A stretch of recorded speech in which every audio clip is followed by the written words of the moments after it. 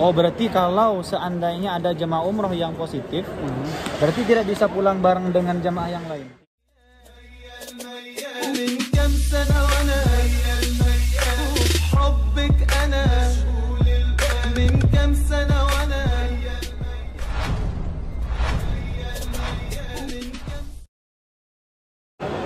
Assalamualaikum warahmatullahi wabarakatuh. Sahabat-sahabat yang dirahmati Allah Subhanahu wa taala. Jumpa lagi di vlog saya Khairul Azam Al-Farizi, dan alhamdulillah pada kesempatan vlog kali ini saya berjumpa dengan salah seorang tour leader yang datang dari Indonesia dengan menggunakan jasa Dream Tour ya Pak. Dengan menggunakan travel Dream Tour, dan insya Allah sebentar lagi kita akan tanya-tanya seperti apa sih proses pelaksanaan ibadah umroh di masa pandemi. Ya, kita akan tanya-tanya nanti bagaimana prosesnya dan apakah banyak orang-orang yang komplain dengan pelaksanaan umroh di masa pandemi seperti ini, atau banyak yang puas dengan pelayanan dari para muassasah seperti itu. Nah, sekarang kita sedang bersama dengan Ustadz siapa nih? Dan Yusuf. Dengan Ustadz Yusuf ya. Dari Dream Tour and Travel. Dari Dream Tour and Travel. Masya Allah. Sekarang lagi tugas sebagai apa nih Ustaz? Saya sebagai tour leader. Tour leader. Ya. Membawa berapa orang jemaah? Beberapa untuk jemaah? saat ini 104 jamaah. 104 jemaah semua dari Dream Tour?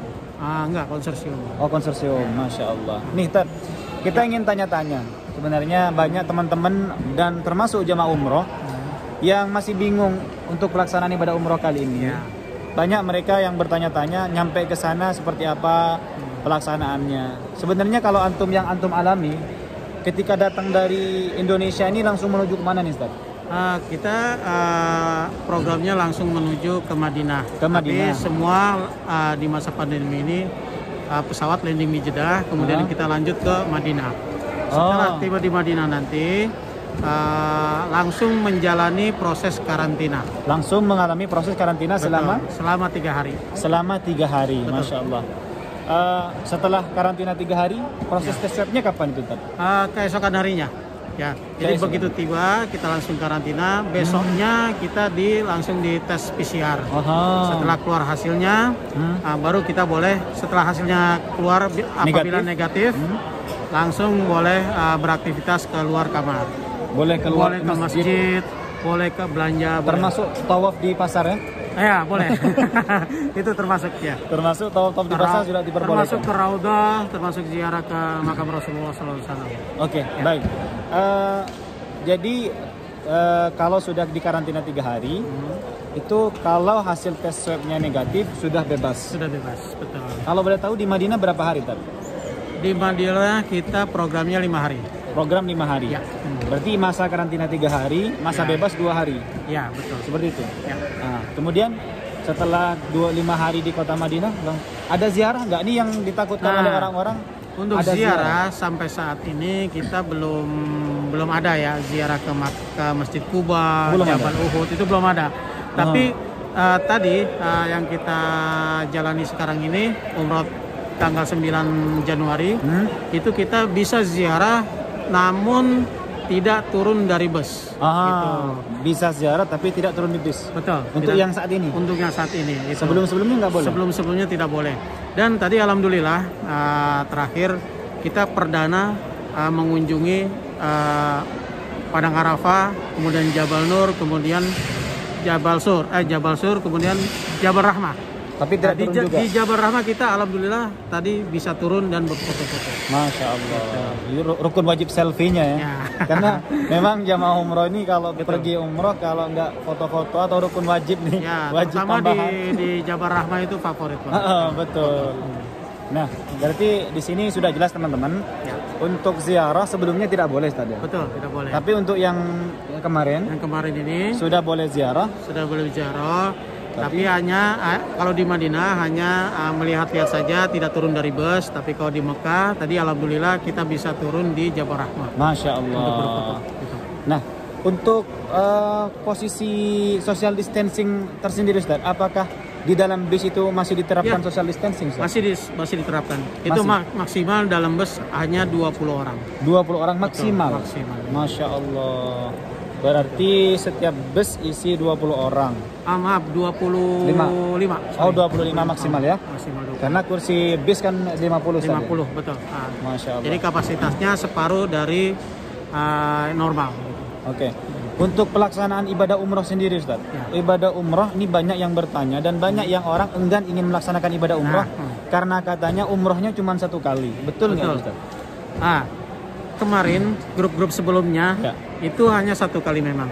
Dan 2 grup setelahnya nih, grup saya dengan yang sebelumnya itu sudah boleh 2 kali. Di sistem pun sudah bisa diizinkan untuk 2 kali umroh. Di sistemnya sudah boleh 2 kali umroh? Iya, betul. Di sistem muasasanya ya. Seandainya nyuri-nyuri gitu bisa nggak sih? Nggak bisa. Oh, nggak bisa. Karena dipantau terus. Oh, Masya Allah. Jadi harus izin dari pihak muasasah. Gitu. Dan sekarang untuk yang sekarang ini kita diizinkan untuk umroh 2 kali. Umroh 2 kali? Ya.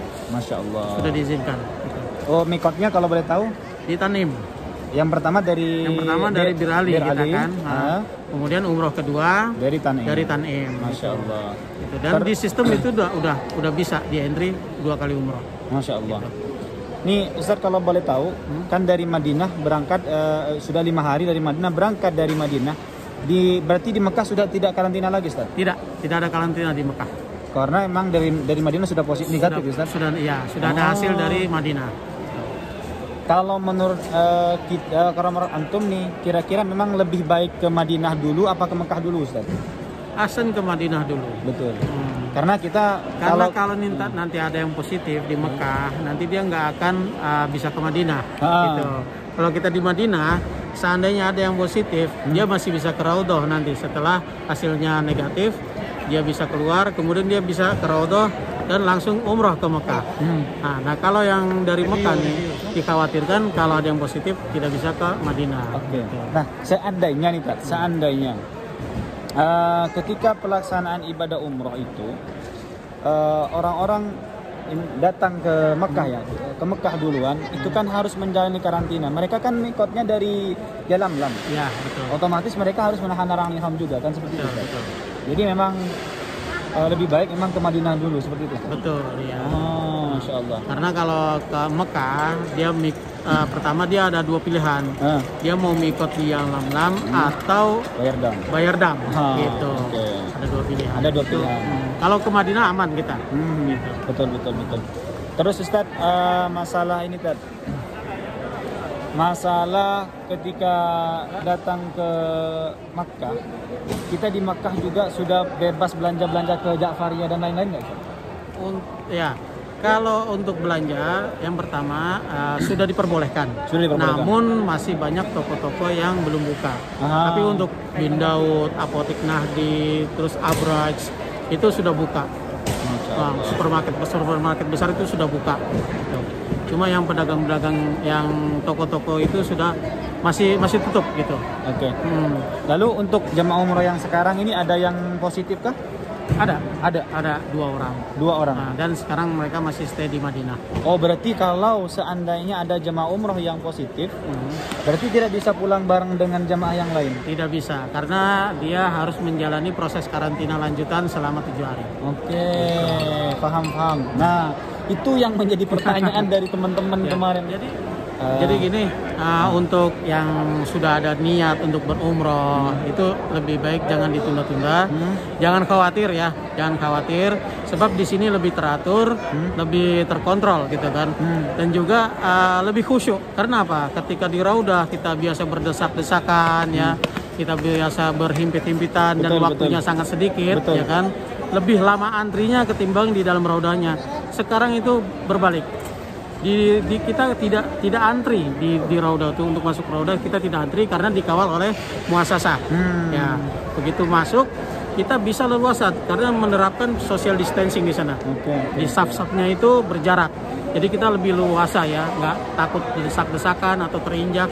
Itu nggak nggak akan terjadi karena di dalam Raudhah itu menerapkan social distancing juga. Gitu. Dan durasinya juga cukup lama, 10 sampai 15 menit kita bisa di dalam raudah. Oh, Masya Allah, berarti ada plusnya juga Ada ya? plusnya, itu kita lebih khusyuk dalam beribadah. Masya Allah. Oke. Nah, terakhir nih Ustaz, ada yang mau disampaikan buat calon jemaah umroh nggak Ustaz? Ya. Yang mereka yang masih takut untuk umroh di masa pandemi. Ya. Untuk yang sudah berniat silakan daftar saja umroh. Ya. Nggak usah takut ya, nggak usah bingung. Ini di masa pandemi ini memang ada protokol kesehatan yang harus kita patuhi gitu kan. Cuman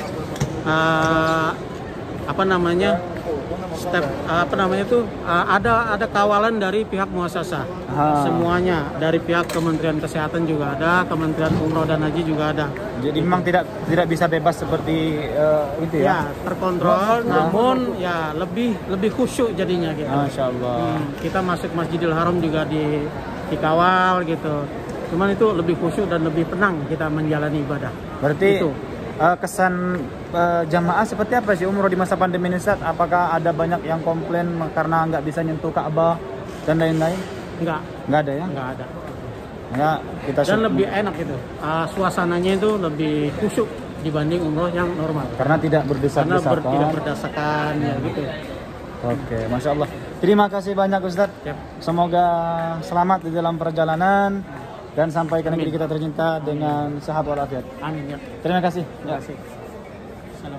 Assalamualaikum. Oke teman-teman, itu dia barusan wawancara saya dengan salah seorang tour leader dari salah satu travel di Indonesia yang memang banyak memberangkatkan jamaah umroh ya teman-teman. Jadi buat teman-teman tidak usah takut. Untuk teman-teman yang ingin melaksanakan ibadah umroh di masa pandemi, memang ada plus minusnya. Plusnya kita bisa lebih khusyuk kata beliau untuk melaksanakan ibadah umroh, dan juga masuk ke raudah dan ketika tawaf tidak berdesak-desakan dan lain-lain. Itu plusnya. Tapi minusnya itu adalah kita tidak bisa turun berselfie-selfie, berfoto-foto di tempat-tempat bersejarah. Artinya kita tidak bisa bebas melaksanakan rukun wajib selfie teman-teman. Oke teman-teman, itu saja mungkin yang bisa saya sampaikan. Sampai jumpa di video berikutnya. Assalamualaikum warahmatullahi wabarakatuh.